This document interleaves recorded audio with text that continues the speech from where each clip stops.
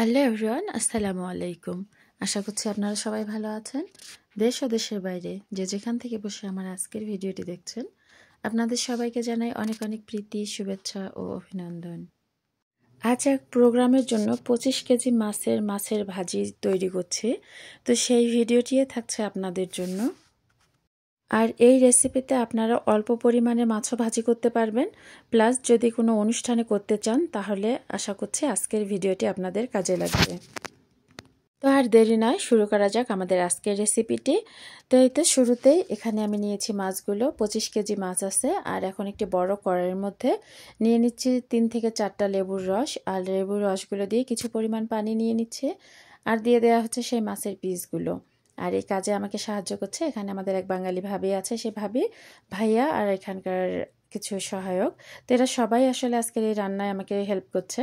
তো এতে মাছগুলো পর্যাপ্ত পরিমাণে পানি নিয়ে খুব ভালোভাবে ধুয়ে নেওয়া হচ্ছে, এবং ধুয়ে নেওয়ার পরে একটি ঝাঁঝরিতে উঠিয়ে নেওয়া হবে যাতে পানিগুলো সব চলে যায়, এরকম একটি ঝাঁঝরিতে নেওয়া হচ্ছে।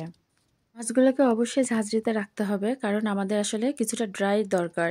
এর জন্য ঝাঁঝরিতে রাখবেন কিছুটা সময়, যেন মাছ থেকে পানিটা বের হয়ে যায়। এদিকে আমি আরেকটি কড়াইয়ের মধ্যে নিয়ে নিচ্ছি লেবুর রস। এখানে 3 থেকে 4টি লেবুর রসে দিয়ে দেওয়া হলো। আর এখন দিয়ে দিচ্ছি এখানে প্রায় 30 গ্রামের মতো টমেটো পেস্ট। এটা একটা ছোট প্যাকেট, 30 গ্রামের। তো সেই প্যাকেটটাই আজকে এখানে ব্যবহার করছি। আর দিয়ে দেওয়া হচ্ছে এখানে স্বাদ মতো লবণ। যেহেতু রান্নাটা একটা প্রোগ্রামের জন্য করা হচ্ছে, তো এখানে বাঙালি কমিউনিটির সাথে সাথে বাইরের লোকজনও থাকবে, এজন্য ঝাল আর লবণ একটু কম করে দিয়ে দিচ্ছি। এখানে 2 থেকে আড়াই টেবিল চামচের মতো লবণ দিয়েছি, 2 টেবিল চামচ ঝাল মরিচের গুঁড়া, 3 টেবিল চামচ ফিশ মশলা, আর দিয়ে দেয়া হচ্ছে এখানে 3 টেবিল চামচ হলুদের গুঁড়া, আর দিয়ে দিচ্ছি এখানে আধা টেবিল চামচের মতো গোলমরিচের গুঁড়া, 3 টেবিল চামচ জিরার গুঁড়া, আর দেয়া হচ্ছে 1 টেবিল চামচ গরম মশলা। এখন এগুলো সবগুলো ভালোভাবে মিশিয়ে নিতে হবে। আর এখানে দিয়ে দিতে হবে তেল। এখানে রান্নার তেলটাই দিয়ে দেয়া হচ্ছে, পরিমাণ মতো দিতে হবে, খুব বেশি দেওয়া যাবে না। তো সব উপকরণ খুব ভালোভাবে মিশিয়ে নিচ্ছি। আর এখন দিয়ে দিচ্ছি মাছের পিসগুলো। আর আসলে এত রান্না ভুলে গিয়েছিলাম, আসলে রান্না একটা ছিল না, অনেক রান্না ছিল। আদা আর রসুন দেওয়ার কথা মনে নাই, এখন মনে হলো। তো দিয়ে দিচ্ছি আদা আর রসুন। এখানে 4 টেবিল চামচের মতো আদা বাটা আর 4 টেবিল চামচ রসুন বাটা দিয়ে দেওয়া হচ্ছে। এখন এই সব উপকরণ দিয়ে সব মাছ খুব ভালোভাবে মিশিয়ে নিতে হবে, যেন প্রত্যেকটা মশলা প্রতিটা মাছের পিসে খুব ভালোভাবে লেগে যায়। আর যেহেতু প্রোগ্রামটা হবে পরের দিন, আমরা কিন্তু এগুলো আগের দিন সন্ধ্যা মানে বিকাল থেকে আমরা আসলে কাজ শুরু করেছিলাম। তো মাছটা এই সন্ধ্যার আগে আগে আমরা ম্যারিনেট করে নিচ্ছি। তো ম্যারিনেট করে আমরা একটা ট্রেতে নিয়ে নিলাম, আর এখন এটা ফ্রিজে রেখে দিব। আর আরও কিছু উপকরণ দেবো, যেটা কালকে মানে ভাজার আগে আগে এই উপকরণগুলো দিয়ে নিব। তো এটা ভালোভাবে প্লাস্টিক র্যাপ করে ফ্রিজে নর্মালি রেখে দিচ্ছি। আর প্রোগ্রামটা আসলে বৈশাখীর এক অনুষ্ঠানের, তো দুপুরে আর কি লাঞ্চে এটা পরিবেশন করা হবে। তো আগের দিন আমরা আসলে কিছু কিছু খাবার রেডি করে নিচ্ছি, তো তার মধ্যে এই মাছ একটা আইটেম ছিল। তো এই তো পরের দিন মাছটা ফ্রিজ থেকে বের করে রেখে দেওয়া হয়েছিল 20 মিনিট আগে। আর এখন দিয়ে দেওয়া হচ্ছে এখানে 4-5টা ডিম। আর ডিমটা দেবেন, এতে করে ভাজার সময় মাছটার থেকে তেল চটকে গায়ে আসবে না, এজন্য ডিমটা দেওয়ার চেষ্টা করতে হবে। তো এতে ডিমগুলো দিয়ে দেওয়া হলো। বরাবরের মতো বলছি, যারা ইউটিউব থেকে আমার ভিডিওগুলো দেখছেন আপনাদের সবাইকে জানাই অনেক অনেক ধন্যবাদ। যারা আমার চ্যানেলটিকে সাবস্ক্রাইব করেছেন আপনাদেরকেও জানাই অসংখ্য ধন্যবাদ। আর যারা শুধু ভিডিও দেখেন এখনও চ্যানেলটিকে সাবস্ক্রাইব করেননি, প্লিজ চ্যানেলটিকে সাবস্ক্রাইব করবেন আর পাশে থাকা বেলটিও অন করবেন, যাতে করে পরবর্তী ভিডিওর নোটিফিকেশন পেয়ে যান। এই তো কথা বলতে বলতে এখন দিয়ে দিচ্ছি এখানে 5 থেকে 6 টেবিল চামচের মতো ন্যাচারাল ইয়োগার্ট, আর দিয়ে দেব 4 থেকে 5 টেবিল চামচের মতো কর্নফ্লাওয়ার। তো এই সব উপকরণগুলো দিয়ে খুব ভালোভাবে মাখিয়ে নিতে হবে।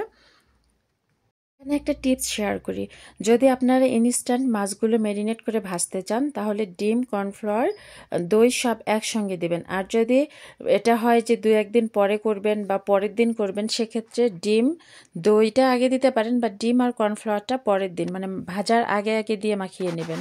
তো এতে সবগুলো উপকরণ খুব ভালোভাবে মাখিয়ে নেওয়া হচ্ছে, যাতে করে প্রতিটা মাছের পিছে সব উপকরণ খুব ভালোভাবে লেগে যায়। আসলে সময়ের স্বল্পতায় খুব ভালোভাবে ভিডিওটার শেষের দিকে করা হয়ে ওঠেনি।